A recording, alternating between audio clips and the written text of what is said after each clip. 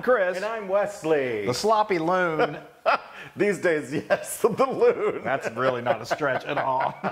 So, folks, we are continuing on with our pantry-friendly recipes. We are hunkering down. And we're guessing there's a good chance you've probably got some kiddos that are itching to do something fun, and you're trying to think, how can I please them? So we're pulling out a classic. It's kind of like with him, but we're pulling out a classic, and we're jacking it up a little bit. The kids are going to love it. It's a childhood favorite, I think, of everybody's. We're doing our Slammin' Sloppy Joes. Slammin'.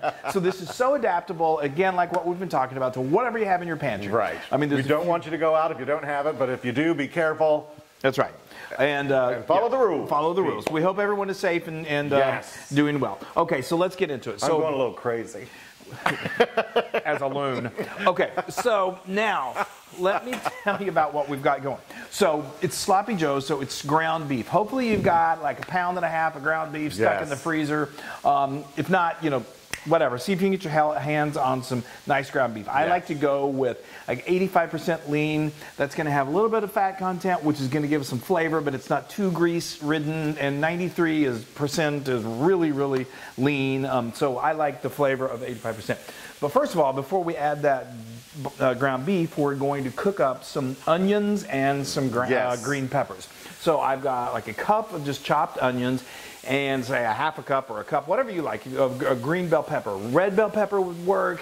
Whatever and if they don't have those, if just have onion, that's fine too? Yes, yes. Okay. You can, again, this is a pretty simple recipe, but it's so delicious, and we have a history with it that is great. So anyway, so I get a little oil in a nice sized skillet, heat that up, and then I add the onion and the bell pepper, cook that for about 5 minutes until it's nice and translucent.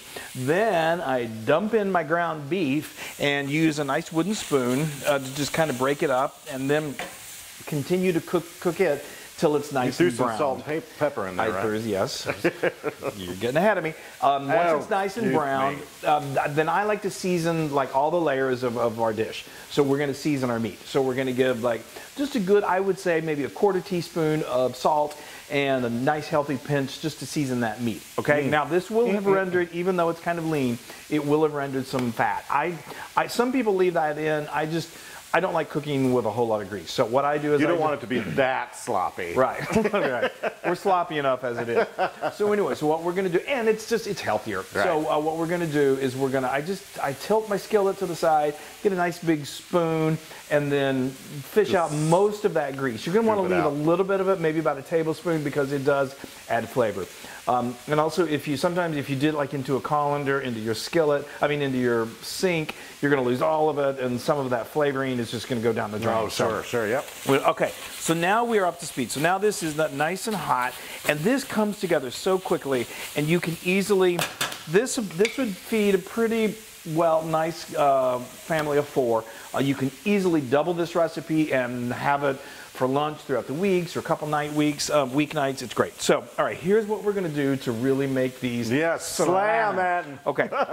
I've got a cup of just good old tomato sauce. Just, canned tomato sauce. Okay. No big deal. Oh, good hell. Wow, I'm really excited. Okay, so now this is where, so you can use just regular ketchup. Got a story about that in a minute. But they also have like chili. Heinz has a brand with like chili ketchup. This is actually sriracha chili ketchup. Sriracha ketchup. And it's right there in your condiment section. It's so good. Hopefully, if you have this on, but again, you don't have to use this. All it does is it just amps up the flavor a little bit. It's going to have a little bit of heat, but not enough that the kids are going to be like, oh my God, it's too hot. Well, then they can just use ketchup, right? Or you can use ketchup, which I keep saying I'm going to tell you about that. Well, all right. We'll get to it, I promise. Okay, now we've got a tablespoon of Worcestershire sauce. I'm going to use my spoon here to get this out. This is a tablespoon of just some good old Dijon mustard. You love that Dijon. It's great for cooking. I just love it. You could also use just yellow mustard if you wanted to. And then, you know me, I love to put a little acid in everything I do. So this is a tablespoon of apple cider vinegar. It's so good. And then these flavors are amazing. To counter the little bit of the heat that we're putting with the chili ketchup or the sriracha ketchup, I've got a tablespoon of what is it? Brown sugar. I was going to say, is it Brown sugar? Brown sugar. So anyway, that's all there is to it. Oh, we're going to do it now. We want to continue adding the salt layers. So you don't want to over salt it, but about a teaspoon should be all you need. Okay. And then a good healthy pinch black pepper. Okay, so now we are just going to incorporate all of this together. Oh, you know what I forgot? Yeah. I forgot something. So we're going to have to get look in the refrigerator. We got to get some beef stock out of there. Oh, just grab some beef stock. So anyway, while he's doing that, let me tell you. So when I grew up, thank you. Look at that. How right handy. there. So this is, you're going to need about a quarter cup, and I can eyeball this because this is what is going to help it. It starts off kind of runny, which is what he used to call these, and then as it cooks down, it really helps to really concentrate those flavors. And so anyway, let me go back to the story I was getting ready to tell. You have been talking a lot. I have not been able to say a word. Well, that's almost. I've got some buns over here that I'm going to butter while he's doing that. Butter your buns, would you? So this is so simple. If you've ever had just basic, I'm buttering these because we're going to toast them. We're going to toast them. You can do what my mom and her mom did, and I grew up on them. I love them. She called them juicy burgers. All you do is you ground some beef, you add ketchup, like I'd say probably a cup of ketchup, and then about a half a cup of water to that, season it with salt and pepper, and then just let that cook down in the same way that we're doing this. And that ketchup, it may sound like ketchup, that sounds so like, ugh. Yeah. It transforms into this really, really delicious sloppy Joe mixture, although we called them juicy burgers. Back in the day, years ago, when I would make them for him, he could never remember the name, so he called them runny burgers. And they're not runny at all. They're just super delicious. But anyway, we're basically... And I call these jacked up runny burgers. Yeah, right. So eloquent. So anyway, we're just giving you a little bit of some thoughts here on what you can do to keep things really simple and really, really, really delicious. So good. So good. It's so good. Yes. And then we've got some cheese. We love cheese on this. Melt some cheese on. We're going to show you that in just a moment. You can use cheese slices, whatever cheese you've got. You don't have to go with cheese. Yeah. Okay, so now we're going to let this simmer. This is doing great. We're going to let that simmer. We're going to toast our buns, and then we're going to come back. Yes. I was saying we're going to let this simmer for about 20 minutes, and then it cooks down perfectly. Okay. All right. Now, it smells so good. I love it. So you see how this, all the liquid really cooked out. You don't want them to be runny burgers. I mean, unless you just really like them runny. But it really, as it cooks, it really brings all those flavors. And I wanted to show you guys that we toasted these buns as well. Look at that. Perfect. So I have to say, little things like that. They totally make a huge difference. They really do make, just toasting that with a little butter on there, makes them so delicious. Yes. So now we're going to do another little trick that what we like to do. Now again, this is another one of those little things, but we mound. We like to do a little mound. A mound, the kind of the amount that you would put on a sandwich, which is a huge amount for me.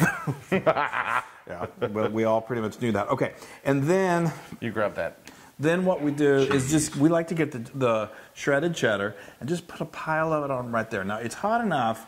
It's going to probably melt it. Certainly if you put a slice of American cheese on there, that's great too. But getting that cheese nice and melty, and cheddar cheese and beef are such a wonderful combination. So now we've already got our broiler going because we just did this, and this only takes literally a couple seconds.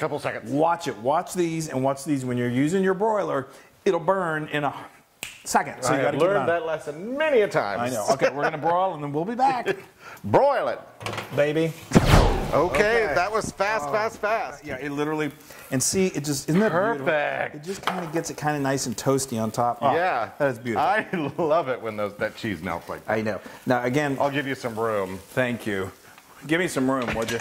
Now, this is obviously not like a hamburger, so, you know, and it's meant to be. It's a runny burger. It's Slammin' Sloppy Joes. So I love how the cheese is just running all over it. I know. Yeah. It's so crazy good. Okay, now let's let that cool for a second. Yeah, let's do that. And then I'm going to put mine or whoever this one is together over here. You don't have to do this step, but doesn't you just throw a slice of cheddar on there or American, whatever you want. You don't have to do this, but it's kind of fun. I like it. It really does add to it. Very sloppy. Slammin'. Excuse me. All right. sloppy loon. Look at those guys. Look at that. You can also serve these with a fork. That usually is recommended. I like to use some pickles in there too. I love this. Okay, look at that. Be careful, that is piping hot. Yay! I'm used to this. Okay, kids. You are. Dinner's on. Oh, look at that. Look at that. That is beautiful. That is a slam sloppy Joe.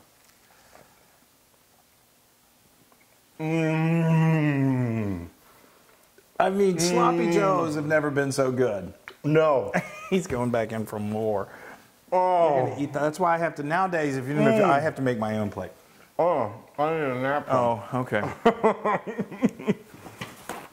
Yeah, you should serve these with a roll of paper towels. If you can find them. You can find them. That is so good. That is so good. I have loved these forever. And that sriracha adds just an amount of slam. Sriracha enough. There's a joke in there somewhere that I couldn't find. That's so good. And it's 100% Loon approved. Yay! Oh, that makes everything good. Get your sloppy on over here. Oh, I can do that. I love it. I love it with the pickle in there, too. Isn't that great? That is. These are perfect for like a rainy day. Kids are inside. It's so comforting. It's so delicious. Like I said, make a double batch. These are so good. You can, like, the next day just nuke them in the microwave. Yeah. Oh, I love them. Love them. Now you can get this recipe and many more on howtofeedaloon.com. That's right. And be sure to go to all of our social media and like and share us and serve Slammin' Sloppy Joes. They are so good. The kids will love it, and you'll love it too. Yeah, definitely. All right. Bye. Be safe. Love you. Stay healthy. Hey, everybody. Hey, now if you like what you saw, make sure you subscribe to our YouTube channel. That's right. And to get more amazing recipes like this, just click right here. Click, subscribe, Do it all. subscribe. Just click and subscribe.